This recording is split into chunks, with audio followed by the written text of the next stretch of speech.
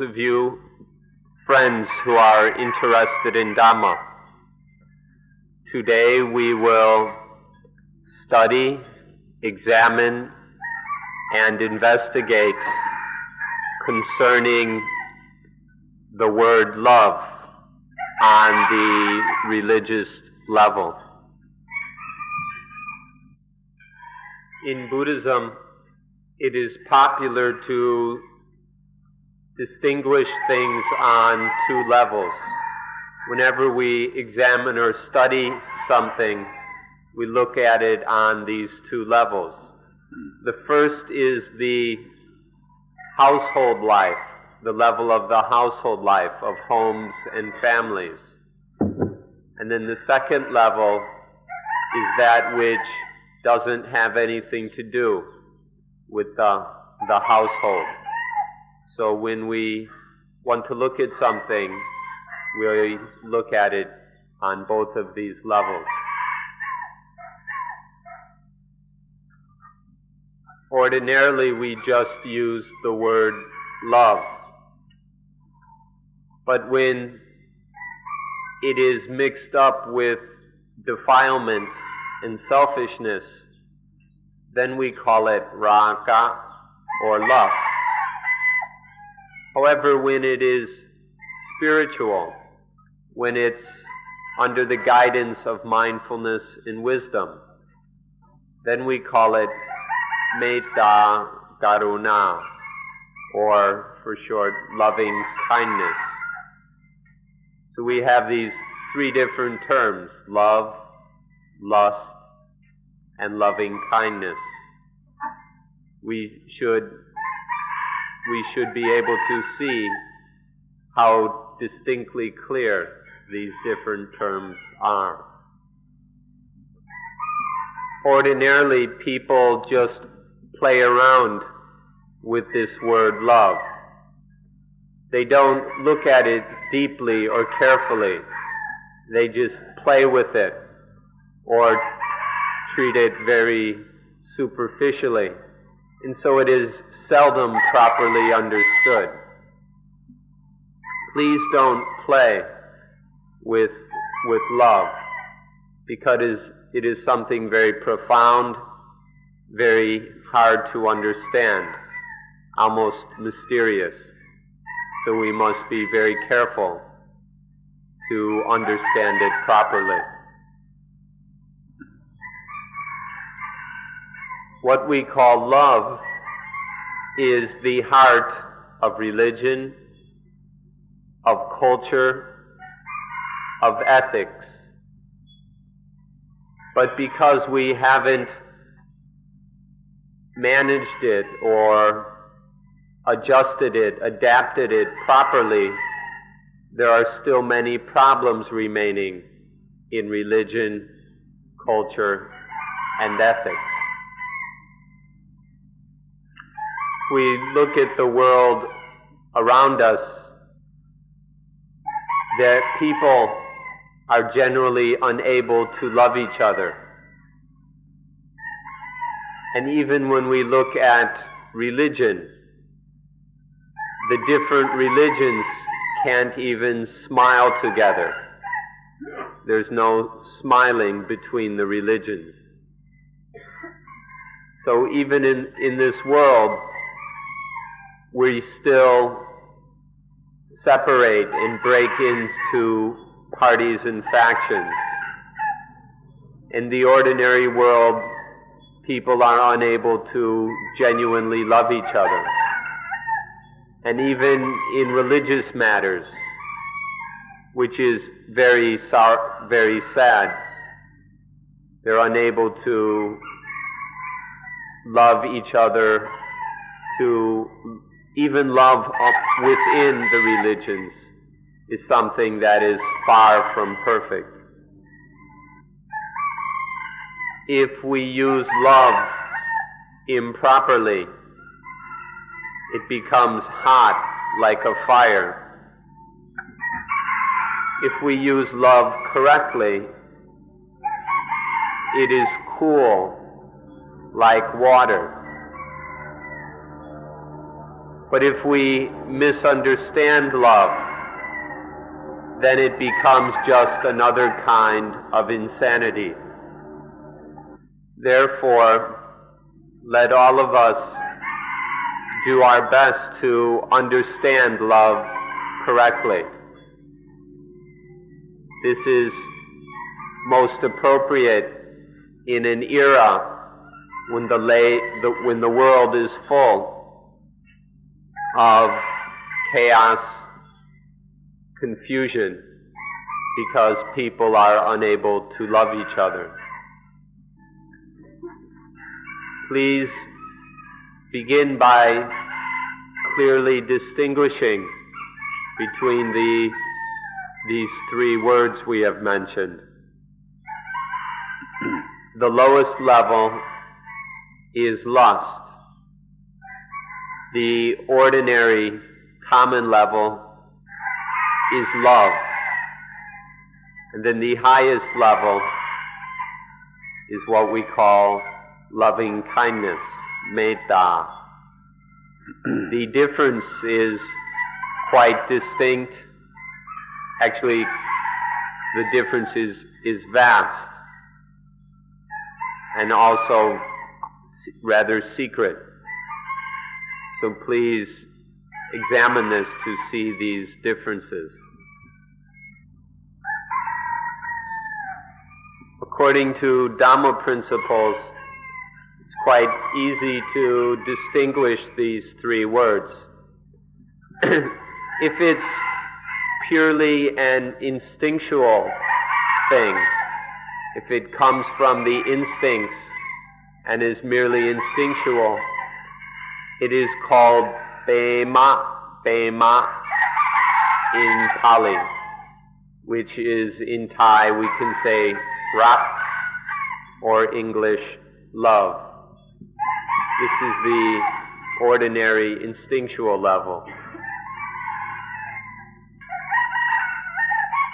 When it has to do with the instinct, but this instinct has been developed in a defiled way, so that it becomes a defilement, then in Pali it is called kama or raka, which in Thai we use the same words, which both of these essentially mean lust. This is when the instinct has been developed in a defiled way.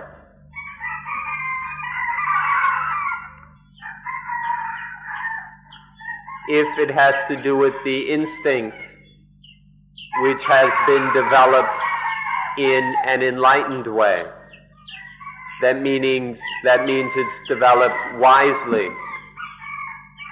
then in the Pali language it's called metta, or in Thai, metta maitri, which has to do with friendship, friendliness, or it's often translated loving kindness. This is the third level or aspect of love. You by yourself can see clearly that there is the level which has to do solely with the instincts. And then there is the level that has to do with the instincts, but they have changed into defilement. And then there is the level having to do with the instincts which changes into enlightenment or wisdom. There are these three distinct aspects to love.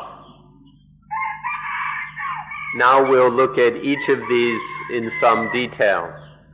We'll examine the love which is purely instinctual, the instinctual love which has changed into defilement, and the instinctual love which has changed into enlightenment or enlightened love. We'll look at the the first one, the purely instinctual aspect first. This merely instinctual level occurs when there is no real understanding. There's just the instinct. There's no understanding, so we say there is moha. There is delusion. There is also upadana, attachment.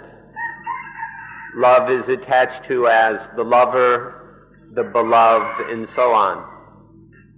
So on this merely instinctual level, there is still delusion or attachment, or we can say in short, avijja, not knowing, or ignorance.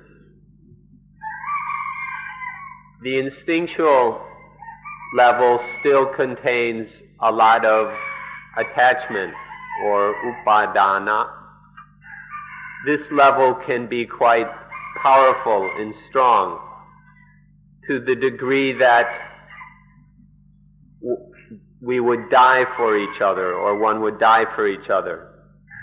For example, a mother would die for her child, just as we can see amongst animals. This is a way of measuring the strength of this instinctual love.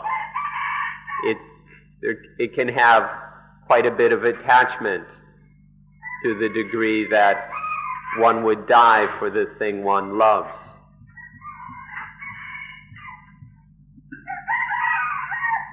So we call it prema, the ordinary kind of love, which is full of moha, delusion, meaning that it isn't understood, it's lacking in mindfulness and wisdom. This love is quite strong, but it is not understood. The love of life, the love of oneself, these are the fullest forms of prema, and yet they are still full of moha, delusion.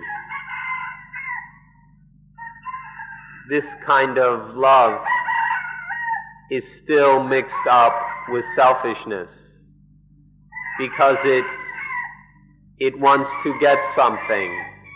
It wants to take or have something. It wants to receive something. And so this ordinary love is still mixed up with selfishness. So this ordinary level of love is still quite diluted or lacking in wisdom. It's not, you can't quite say that it's wrong, but you can't, nor can you say that it is good. It's neither wrong nor good, it's just this ordinary prema that comes from or with moha, with not knowing, with lack of understanding, with delusion. Nonetheless, this kind of love is necessary. This instinctual love is necessary for reproduction. If we didn't have this kind of love, although it's still rather ignorant, there's nothing wise about it. If there wasn't this kind of love, then all the species would go extinct. So we should understand that although this love is still somewhat foolish or stupid, it still is necessary. Next, we can look at the kind of love which comes from the instinct which has been developed into defilement. the original natural instinct can be changed through ignorance into defilement. So this defiled instinct has its own particular kind of love. Nature has arranged things so that there is this reproduction instinct. And then nature has arranged so that living things have sexual organs. And then when the glands or hormones reach a certain stage of maturity, then there are certain feelings and sensations which lead the instincts to the kind of love which is defiled. This love that comes from the defiled instincts has a great deal of moha, that is, non-understanding, improper understanding, or delusion. And there's a lot of attachment mixed up with it as well. So even with this kind of love, one will die for the thing one loves. People will die for each other because of the strength of the delusion and attachment. Although in these two cases one would die for the object of one's love, they're not the same. For example, when a mother dies for her child, or a child dies for her or his mother, that's one level, or one aspect, one way. But when a lover dies for his or her lover, that's a much different situation. Although both of them, both kinds of love, end in one dying for the object of one's love, there's quite a difference in the love itself. So now the pure instinctual love of Prema has been transformed into the lust which comes from the defiled instincts. So to see the difference between this ordinary instinctual love and lust will enable us to understand what we call love correctly. This love which comes from the defiled instincts is one that thinks only of getting, of taking, of receiving from the other. This is a love where the delusion is very strong, the attachment is most powerful. And so this love is only thinking of getting, taking, receiving. In short, this lust is really just a form of insanity. You can call this the love which has lost its way, because this love has become totally selfish.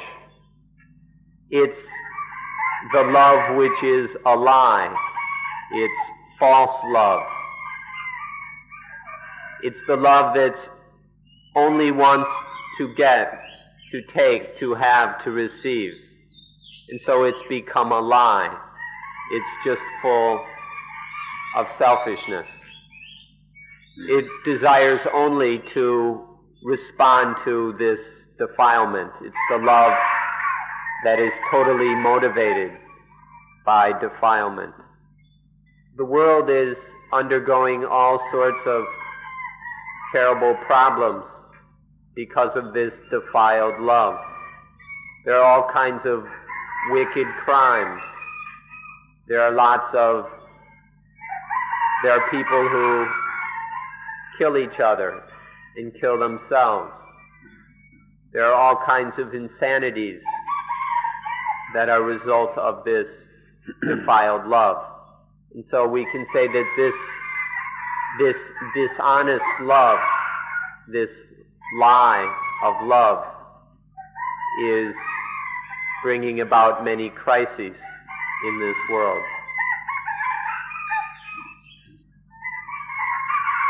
Now we come to the third kind of love, the love that arises from the instincts which have been transformed into poti. Poti means awakening, enlightening. So these are the instincts which are transformed by wisdom, which brings us to a whole nother kind of love. Our instincts can develop in either way, in either a defiled or an enlightened way. So with children, we can see this very carefully. Depending on how they are raised, the instinctual love can develop in either direction. If children are raised correctly, if the parents know what they're doing, then the love of the child becomes more and more intelligent. And then it's very healthy for both the child and others. But if we raise our children foolishly, then this instinctual love becomes more and more selfish, more and more dangerous for the child as well as others. So mothers and fathers must be very careful. They must be responsible about this to make sure that the child's love develops in an enlightened way. When the surroundings are proper, when there is correct training, then the ordinary pema is transformed into metta. This can happen with the children as well as adults. Even raga, even the lust, if it isn't too excessive, if it isn't too much, even this lust can be transformed into metta. These things aren't fixed. They depend on the surroundings, the conditions, and how they are trained. None of these things are fixed, so the pema can develop into either enlightened metta or into defiled lust. It's not fixed, and so there's always the chance to transform them into metta. Ordinarily, the enlightened love, intelligent, wise love of Bodhi doesn't need that one would die, doesn't require that we die for each other. Unlike the other two kinds of love, the more foolish or even the stupid level of love. But in certain special circumstances, in certain very special situations, the conditions may require that one die because of love. And so this self-sacrifice can happen even with the third kind of love, the metta that comes with wisdom. When, due to appropriate reasons, out of this wise love of metta, one person may sacrifice his or her life for the benefit of many, for the benefit of the country or large numbers of people. When there are appropriate reasons, even this intelligent love can lead to self-sacrifice. But this is much different than the stupid self-sacrifice of ordinary love, or the insane self-sacrifice of lust. One can die for what one loves on all of these levels, but one is intelligent, one is foolish, and one is just flat out insane and ridiculous.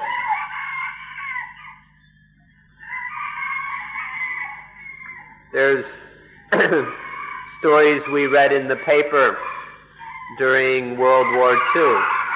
We don't know if it's true or not, but it's quite interesting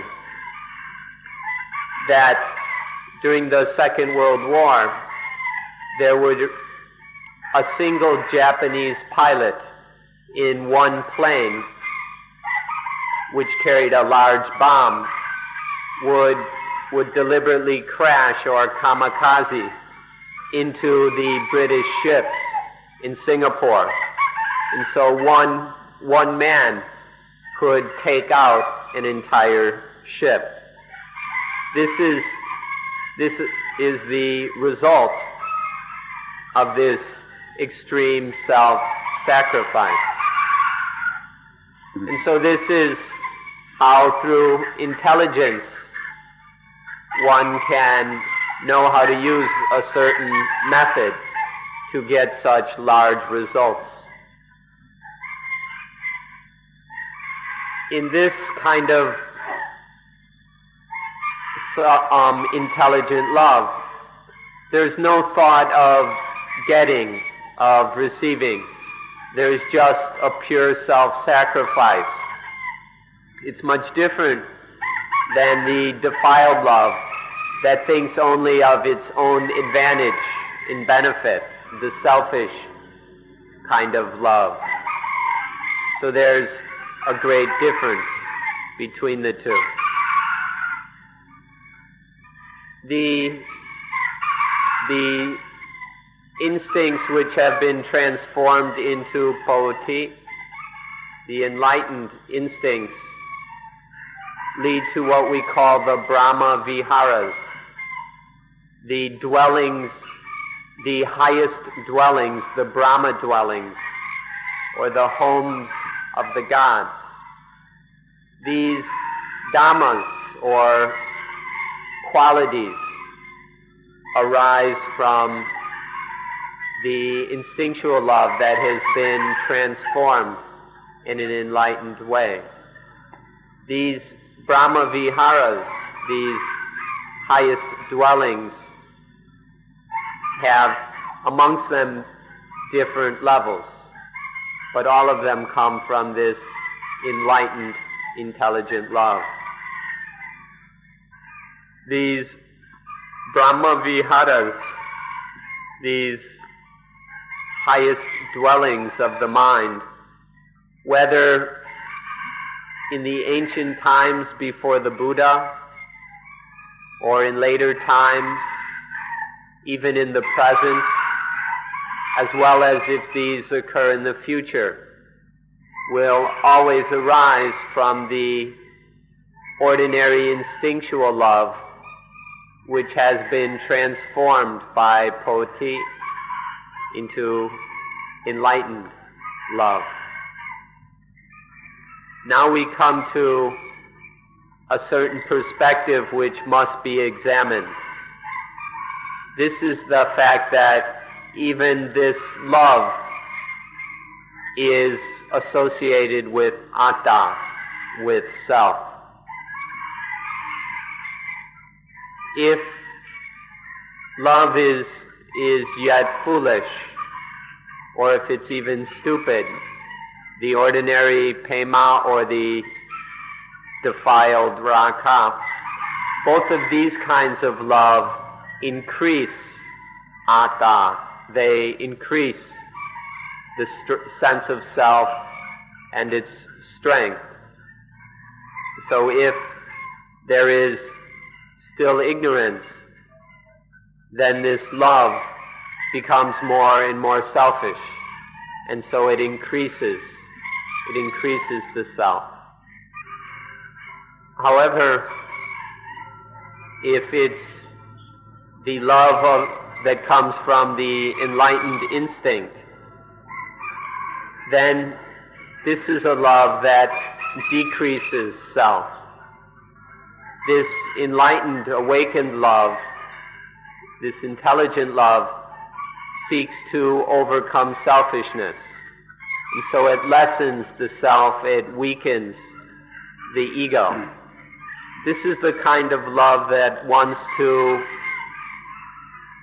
overcome violence and conflict. And so it lessens the self and the selfishness. This kind of love has tremendous value. This is the love which is the basic foundation of all religion. This love that seeks to weaken, to decrease the self and selfishness.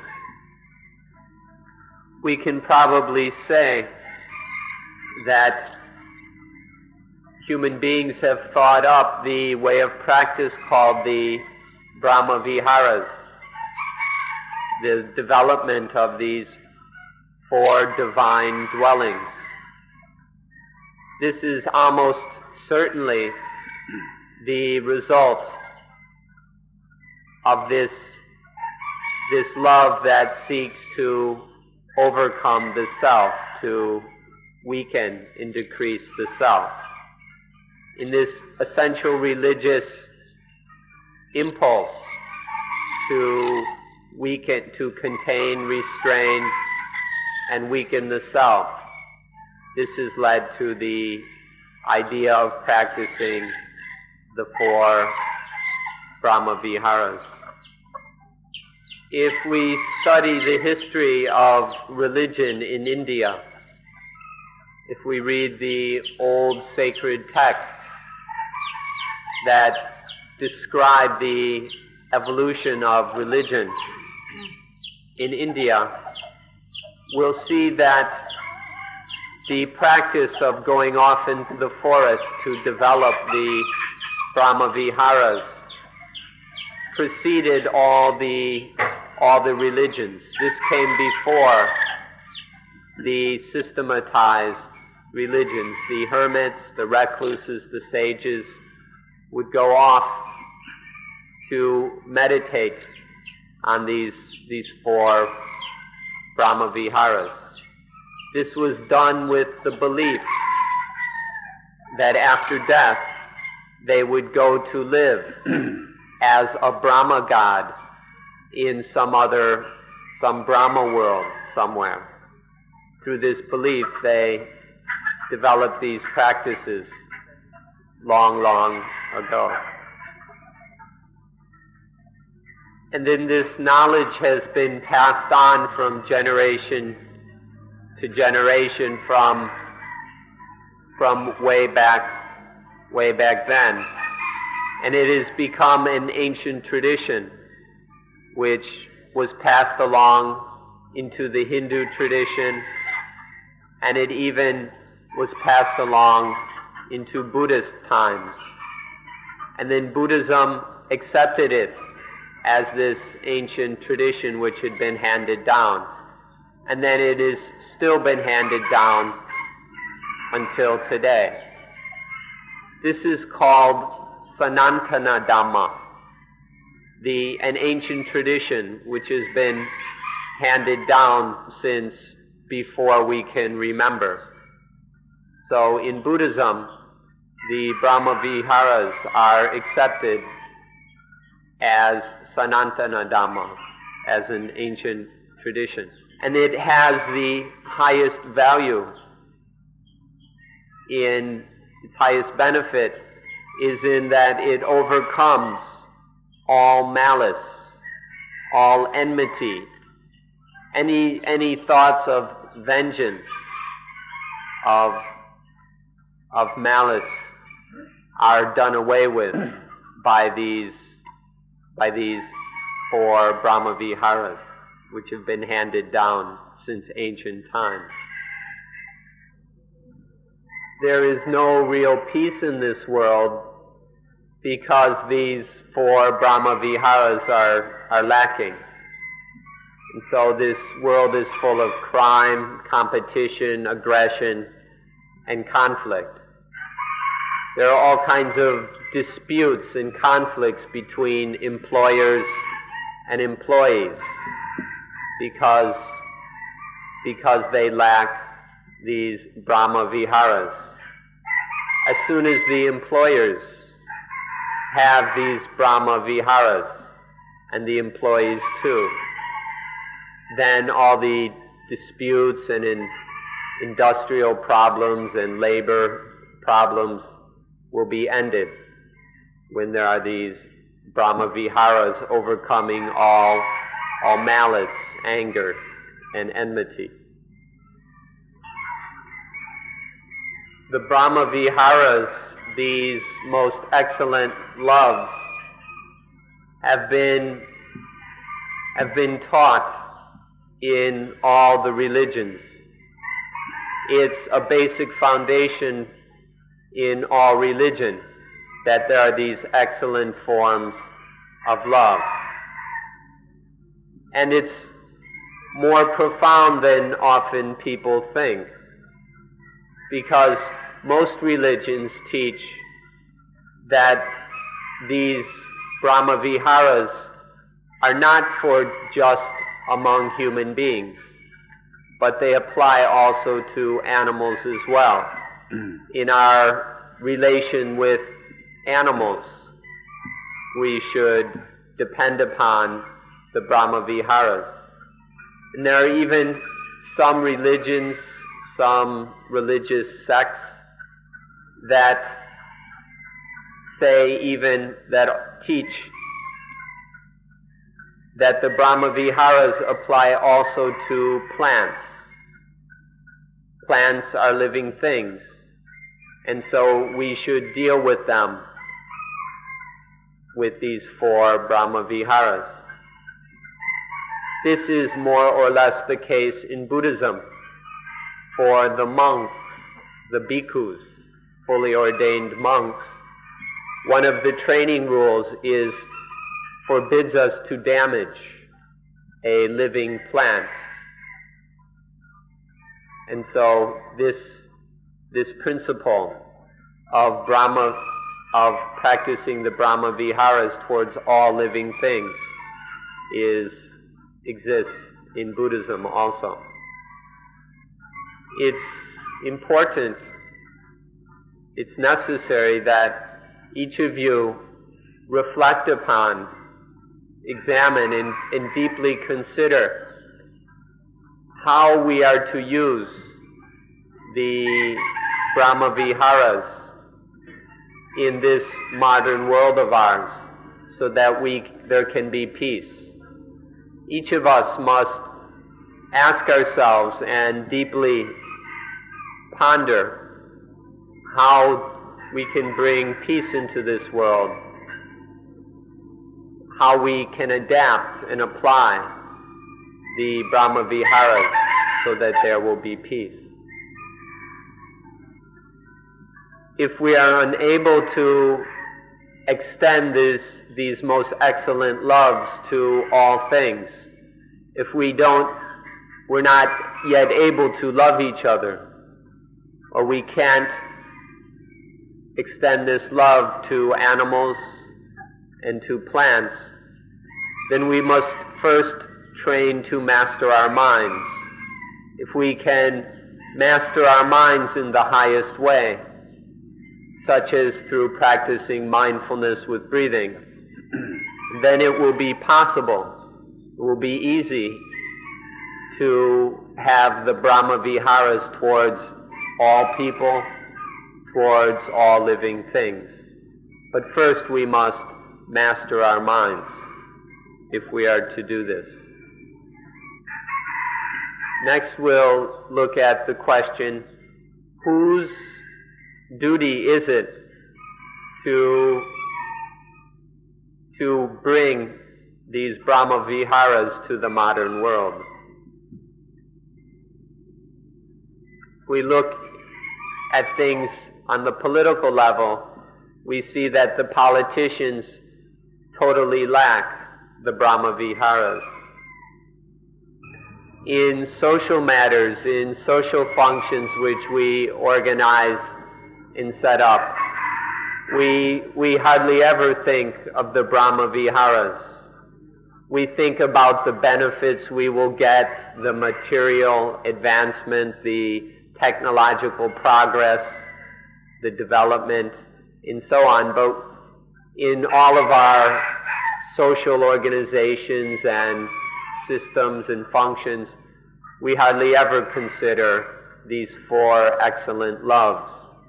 And so in the end, the social things are full of competition, there's lots of crime and corruption, and people even end up killing each other.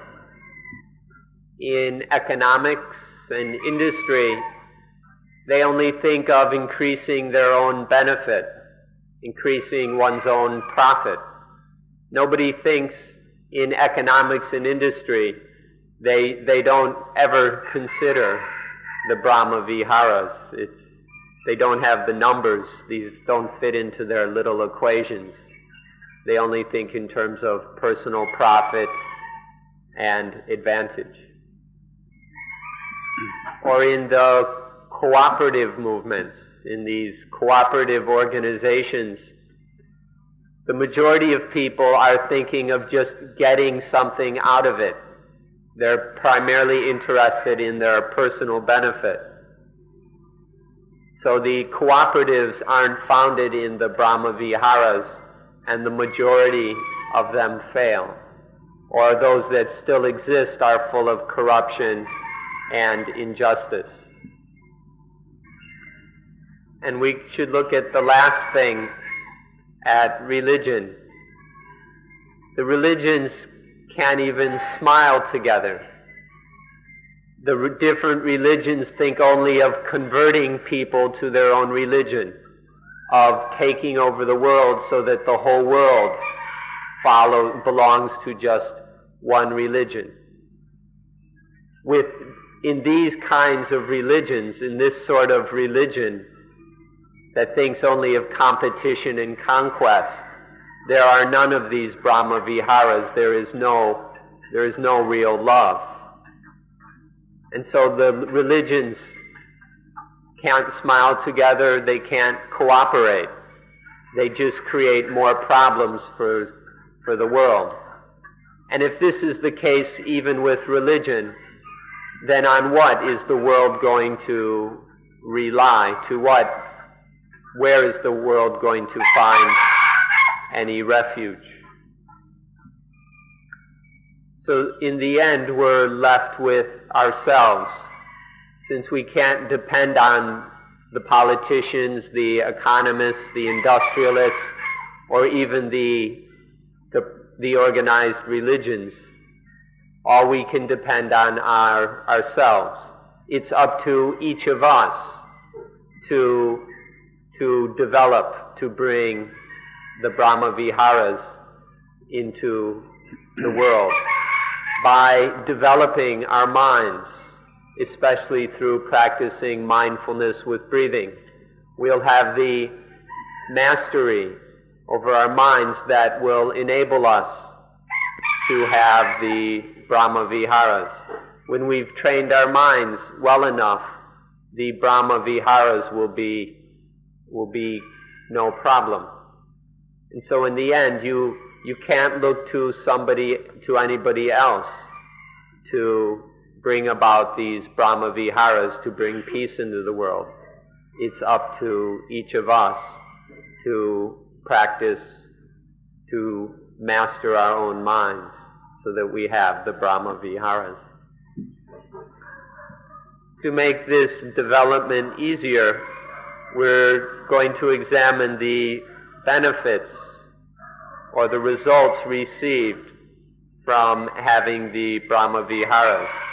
It helps if we understand the benefits that naturally arise from having these four excellent loves.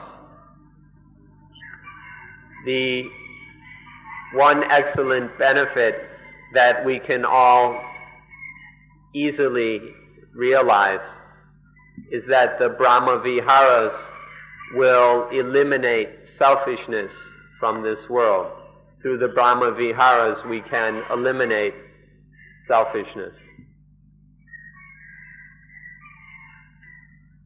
The very intense and strong selfishness in the people of this planet, of this world, is now challenging religion.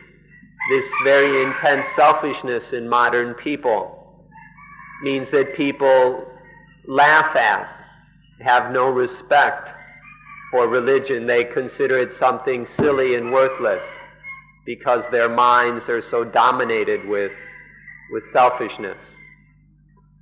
But through the Brahma, and so now religion has this great competitor, or we could even say enemy, in this intense selfishness of modern humanity.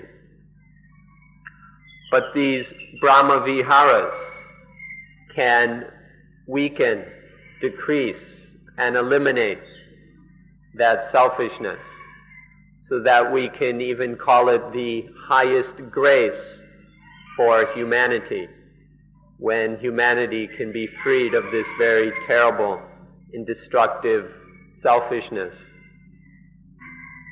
With less selfishness, this world will cool down. The less selfishness there is, the more the world will cool off, instead of all the heat that's being generated by competition, aggression, violence, and selfishness. Back in the old days, in the ancient times when civilization wasn't near so developed, things were much cooler. There was far less anxiety and war, because people hadn't yet gotten so obsessed with material comfort, with luxury, with technology, with pillaging the earth in order to have material progress, technological development. So through the Brahma Viharas, overcoming selfishness, so we can get out of these cycles of competition, aggression, violence, and destruction of the environment, then the world will have a chance to cool down, to cool off. It's rather funny that the world that didn't know how to make ice, back in the days before they had refrigerators, when they couldn't make ice, it was colder than the times when the world knows how to make ice. Now we've got refrigerators and freezers and air conditioners all over the place, but the world is hotter than before we had these things. In the past, we didn't know how to make ice, but there was a lot more peace than in these days where we can make as much ice as we want, but we can't make peace. If the people from the ancient times, from long, long ago, even when people weren't wearing clothes, we go back, if one of these people came to see our modern world and saw our, all this electricity and all this recording equipment and our technology, they would have great respect for these achievements of humanity. They would respect us and even honor us. But then, when they looked around, started to look for peace and couldn't find any, when they saw that in this modern technological world there's almost no peace anymore, then they would laugh in our faces. They would laugh so hard their teeth would fall out. The more selfish we are, the more we lack the Brahma Viharas. And the more we lack the Brahma Viharas, the less there is peace. Please examine these three things together. That as selfishness increases, the Brahma Viharas decrease.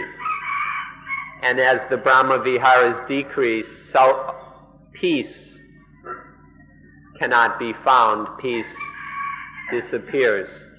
We should understand this connection well, and then do whatever we can to increase the Brahma Viharas so that we can have peace in our world. In Buddhism, people like to speak about the world of Sri Arya Maitreya Buddha, the Buddha of universal love and compassion. In Christianity, there's the second coming of the Messiah that will bring universal love. In the Hindu tradition, they speak of the coming of Kalki, which has the same meaning as in Thai, Sri Arya Maitreya, or the Maitreya comes from the word friendliness or love. This is traditionally thought of as the Buddha of universal love. These worlds that people all over the world are looking forward to will never come as long as we are living selfishly. As long as each of us permits ourselves to be selfish, as long as each of us is still weak in the Brahma Viharas, then there's no way that the Messiah will return or that the Buddha of universal love will come.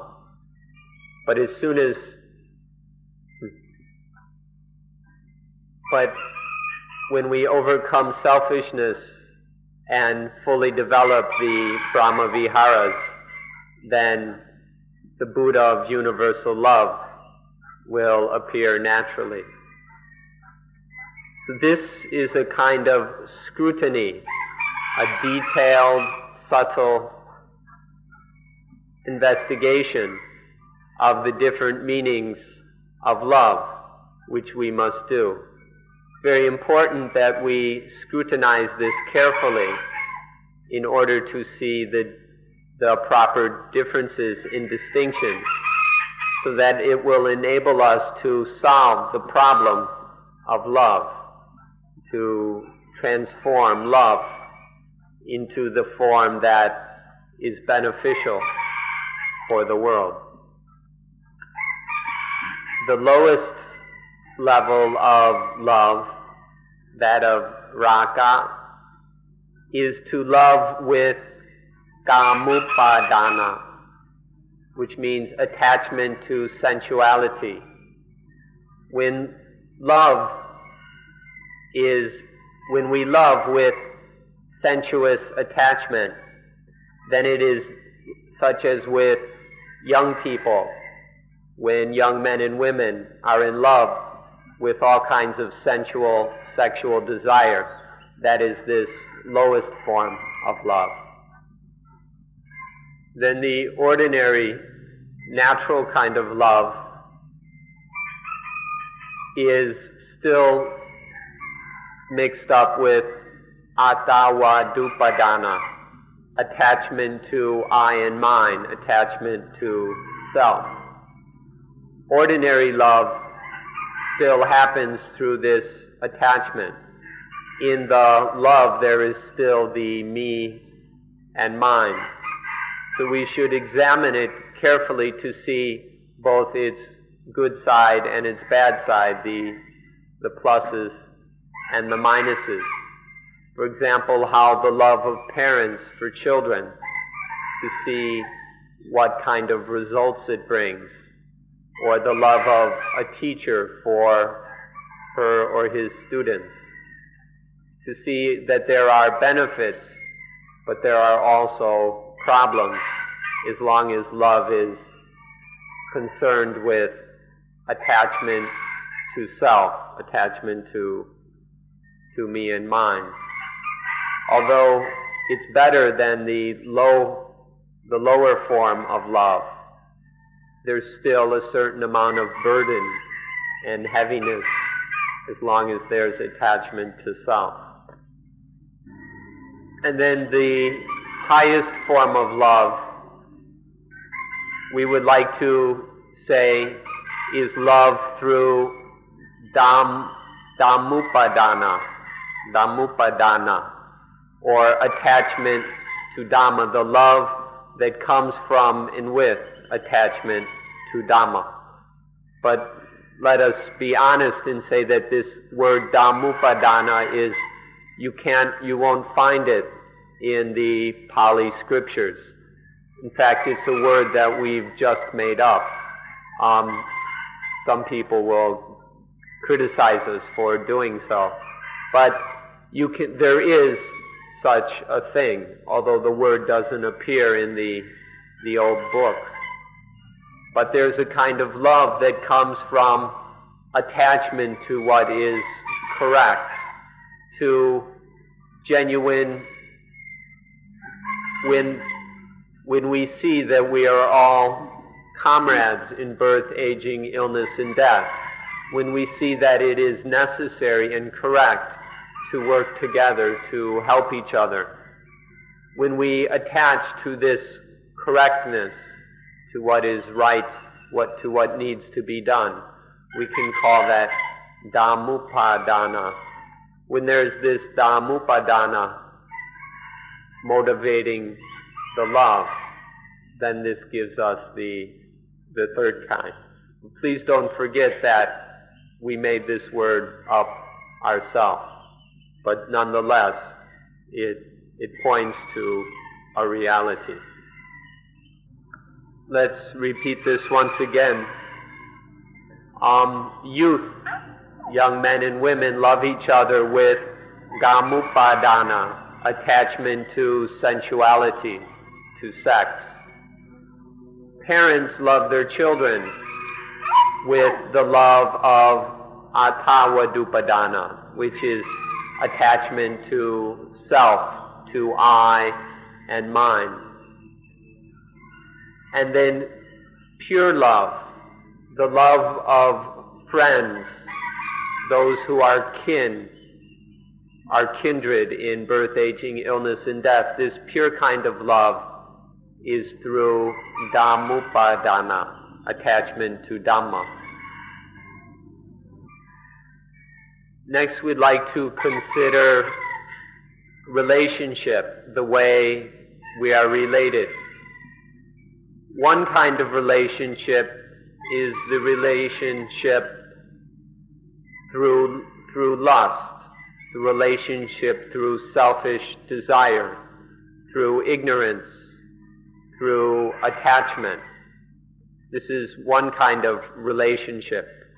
The other sort of relationship is the relationship that is free of delusion, free of ignorance.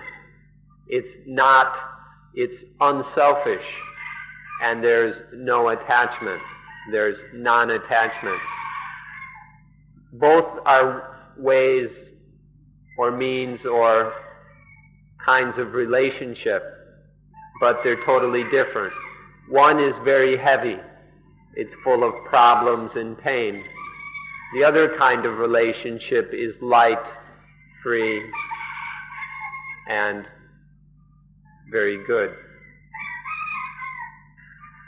Now, even the Brahma Viharas can go astray. If there's not proper mindfulness and wisdom, we're not really aware and understanding, then the Brahma Viharas can lead to involvement or to being caught up or bound up in something.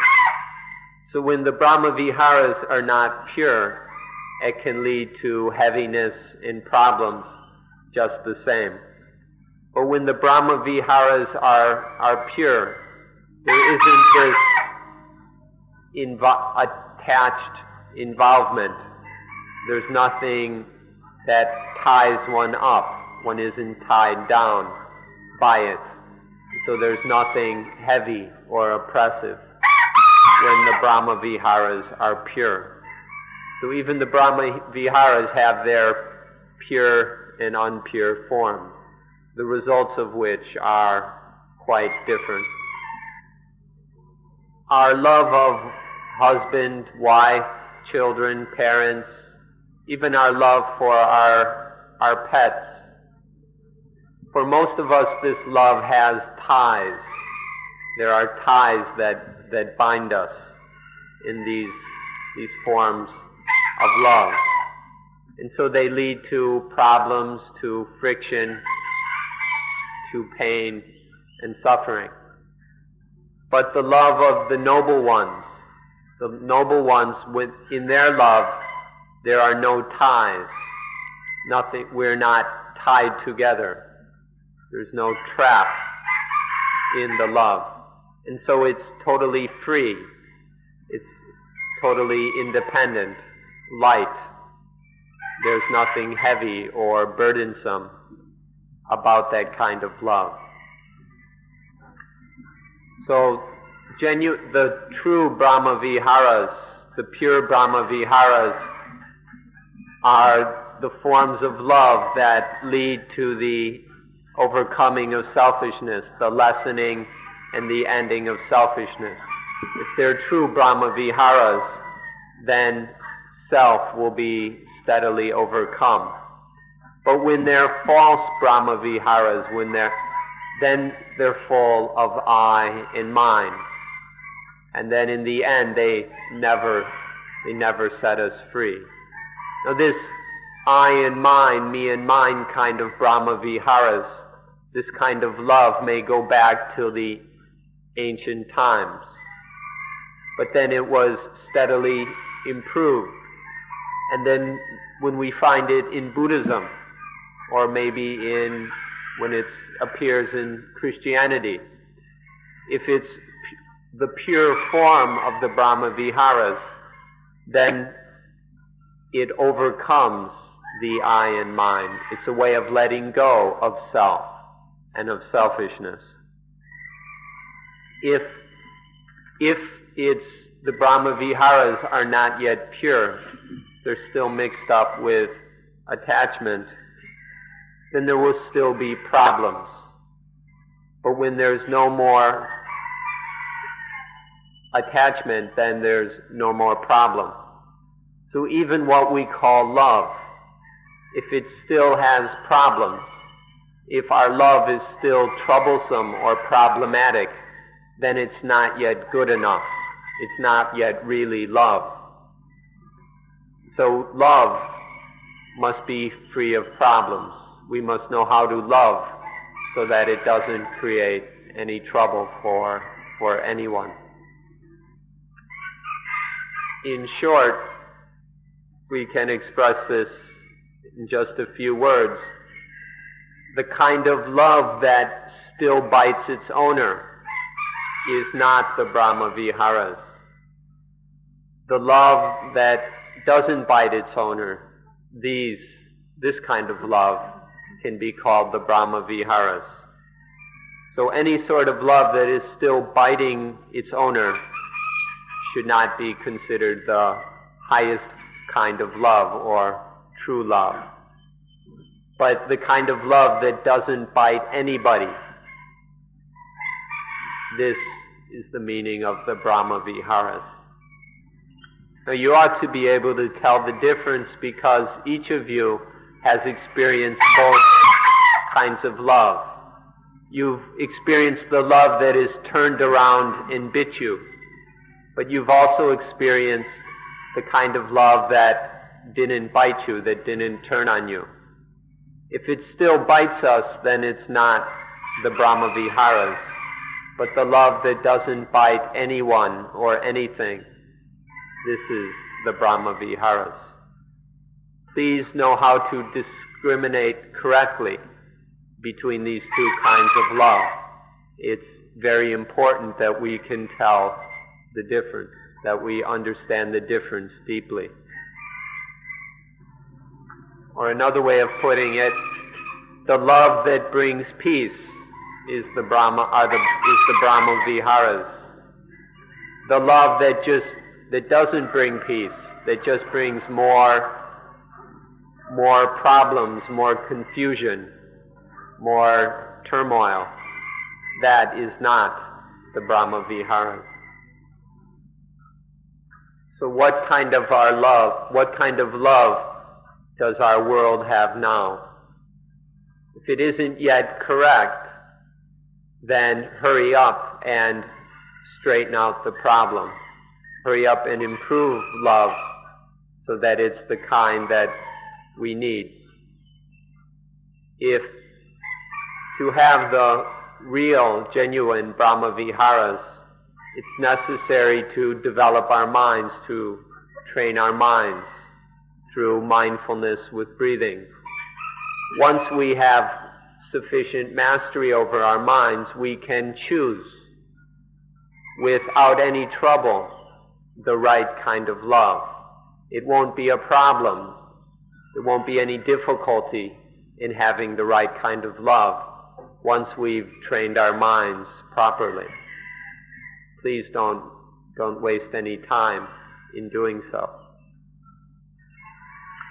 So whether in your study, your investigation of dependent origination, or in your practice of mindfulness with breathing, may it ever lead to more full and correct Brahma Viharas, so that you will get the true benefit from what is called Dhamma, or what we call religion. So thank you for listening. You've taken quite a bit of patience and endurance. If it's been difficult for you, we ask your forgiveness. But we hope that you will be able to practice Dhamma in the way that we have discussed. We hope that you have the greatest success in doing so. Thank you. And that ends today's talk.